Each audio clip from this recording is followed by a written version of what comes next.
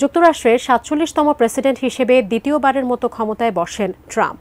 যদিও তার প্রথম মেয়াদে প্রশাসনের শীর্ষ কিছু পদে বসিয়েছিলেন অবসরপ্রাপ্ত জেনারেলদের, কিন্তু এবার তার নিরাপত্তা পরিষদে থাকছে তার অনুগত মাঠ পর্যায়ের একদল সাবেক সেনা এবং তরুণ কর্মকর্তারা।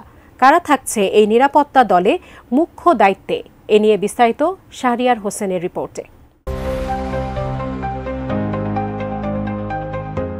ডোনাল্ড ট্রাম্পের প্রথম মেয়াদে জাতীয় নিরাপত্তা পরিষদে রেখেছিলেন এমন ব্যক্তিদের যারা 9/11, ইরাক ও আফগানিস্তানে নেতৃত্বস্থানীয় পদে দায়িত্বে ছিলেন। কিন্তু দ্বিতীয় মেয়াদে তার সিদ্ধান্তে দেখা গেল ভিন্নতা।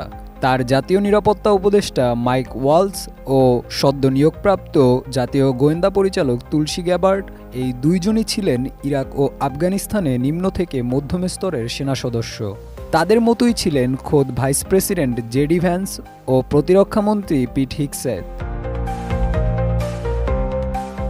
সংবাদ সংস্থা CNN জানায়, তাদেরকে নিয়েই জাতীয় নিরাপত্তা দলের একটি গুরুত্বপূর্ণ অংশ গঠন করা হয়।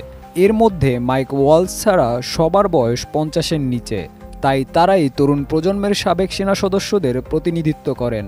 দাবি করা হচ্ছে তারা মোহমুক্ত ও দায়িত্বে অবিচল। যদিও ট্রাম্প যাদের নিয়োগ দিয়েছেন তাদের অনেকেই বিতর্কের মুখেও পড়েন।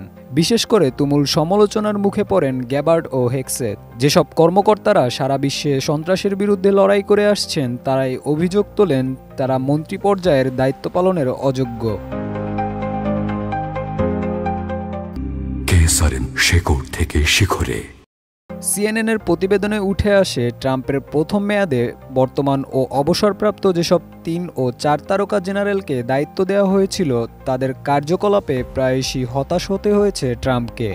এসব কর্মকর্তার মধ্যে ছিলেন প্রথম প্রতিরক্ষা সচিব Jim Mattis, joint chief chairman general Mark Milley ও তার চিফ অব স্টাফ জন কেলির মতো কর্মকর্তারা। এ নিয়ে ট্রাম্প বলয়ের ঘনিষ্ঠ সাবেক এক কর্মকর্তা CNN-কে জানান, হেগসেথ ও গ্যাবার্ডকে বেছে নেওয়ার অন্যতম কারণ হলো তারা সেনাবাহিনীতে থাকাকালীন কেউ জেনারেল ছিলেন না, আর নিম্ন র্যাঙ্কের কর্মকর্তা ও তালিকাভুক্ত সেনাদের শীর্ষ পদে রাখায় এলিটদের সরাসরি প্রত্যাখ্যান কিছুটা সুবিধাজনক হবে ট্রাম্পের জন্য, দাবি তার। তিনি আরও জানান, ট্রাম্প এমন মানুষ খুঁজছেন যারা তাকে স্যালুট ও তার আদেশে তামিল করতে চান। যদিও নতুন প্রজন্মের এসব সাবেক সেনা সদস্যদের ন্যাটোর মতো ঐতিহ্যবাহী বহুজাতিক সামরিক জোটে কায়েমি স্বার্থ হাসিলের ইচ্ছা নেই, দাবি সংবাদ মাধ্যমটির, যা ট্রাম্পের আগের প্রশাসনের জেনারেলদের ছিল। তারাই ন্যাটোর স্বার্থ রক্ষা করতে চাইতেন। তাই তো ট্রাম্পের জাতীয় নিরাপত্তা দলকে ঢেলে সাজাতে এমন ভূয়সী সিদ্ধান্ত। Shahriar Hossain, desk report, ATN news.